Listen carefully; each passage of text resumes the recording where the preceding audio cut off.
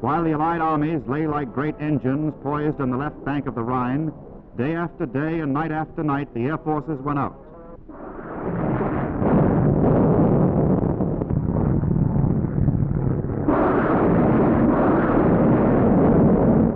Rocket-firing Typhoons attacked German marshalling yards, command posts, rolling stock, and troop dispositions.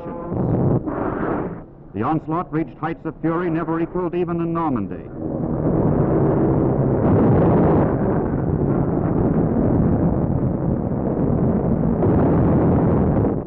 The Hawk was taken out of the German transport. After them, the bombers, terrifying in their numbers, delivering blows greater than any Germany had ever felt before.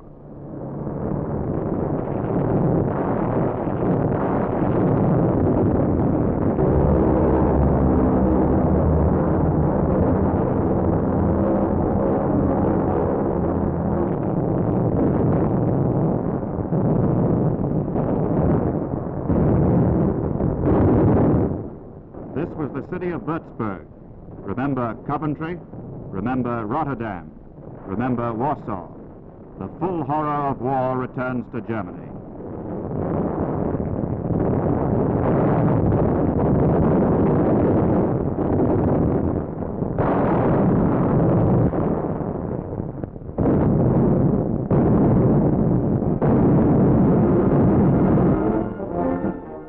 Everything is made ready for the armies to cross, and a tremendous airborne army will strike ahead of them.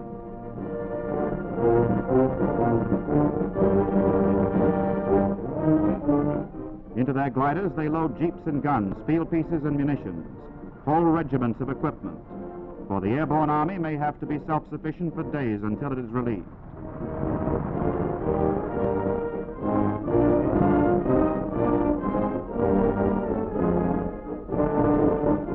Here are the men of that army, the men who will ride the gliders, men of a British airborne division. This is the tense last moment before the takeoff. For some of them, the last moment that they will ever stand on English soil. In this war, men have learned many things, and not the least of which is a kind of cold-blooded courage fit for exploits such as this. Some of these men have landed in North Africa, in Sicily, in France, at Nijmegen and Arnhem. Now they will land on the far side of the Rhine.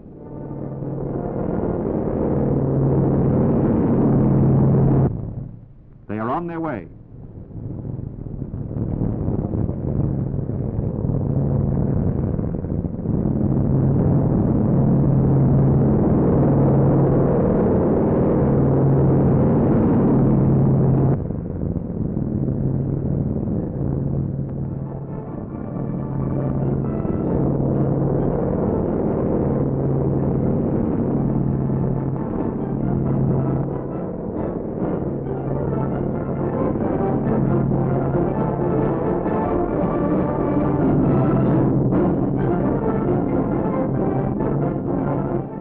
Last sight of England, the first sight of France.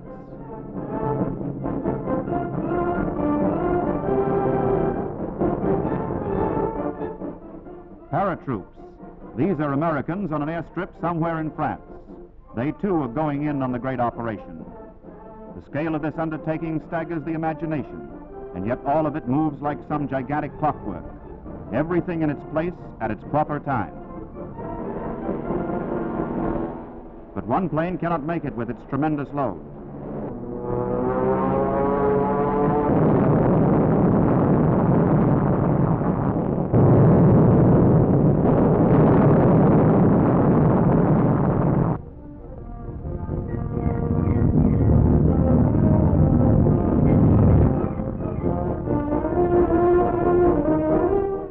But the rest go on. The gap is filled. They fly through the smoke of the still burning wreck. Over and over again, the planes go out.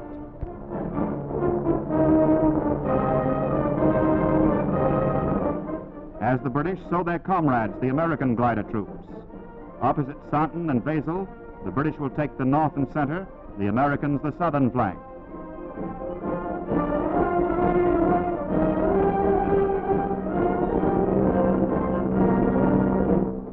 Here, for the first time in a combat operation, the experiment is being made of each plane towing not one, but two gliders.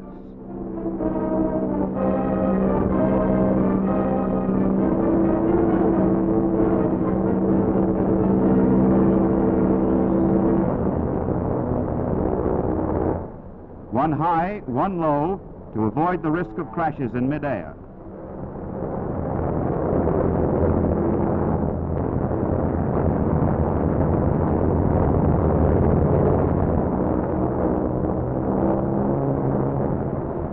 In the paratroop planes, the men are waiting for the jump.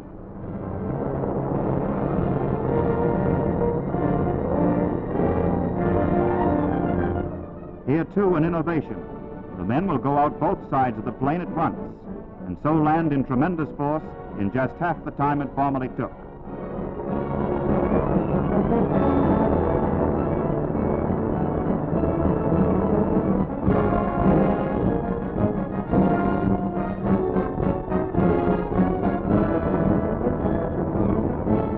In the tow planes, the pilots pull at the release catches, and the gliders slide free.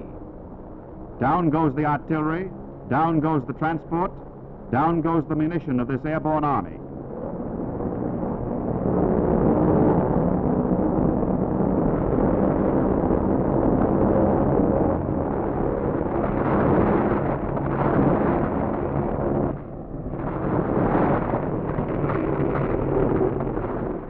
They are on the ground.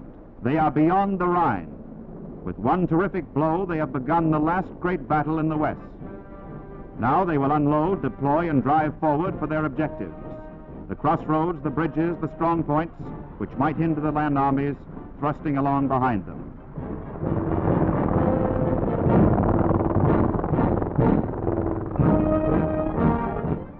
Meanwhile, on the west bank of the great river, amphibious tanks of the British Second Army are crossing in a never-ending stream. Like ungainly monsters out of some prehistoric age, they lumber down the muddy banks. A whole night of concentrated fire has wiped out the gun positions that might have stopped them. And while they are crossing to establish a bridgehead, other tanks, half-tracks, and heavy guns will be ferried over or cross on the pontoons that engineers are busily building.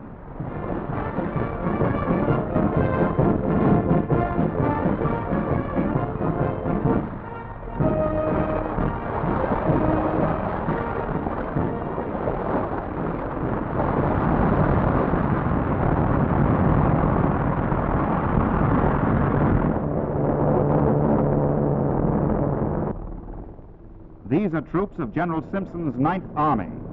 This is part of the tremendous force that is breaking the German line in the West. Starting at 21 hours on the 23rd of March and continuing all through the night and following day, the reinforcements pour across. The enemy's river line is gone. His secondary positions are overrun. Into the broad Westphalian plain that stretches 260 miles to Berlin, the tanks and troops start driving forward. They have a rendezvous to keep with the Red Army, and they intend to be on time.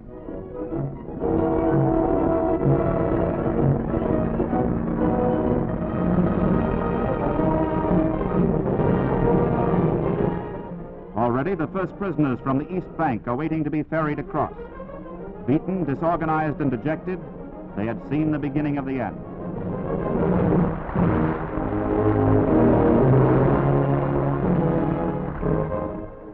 And whom do they encounter in midstream but the irrepressible Prime Minister, who has come to see for himself?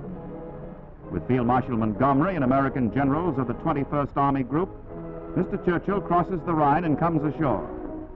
Pulling on his cigar in obvious satisfaction, he chats with a group of British Tommies. And though his aides try in vain to dissuade him, he insists on touring the ground from which German troops had been driven only a few hours before. Shell and mortar fire landed not 50 yards away.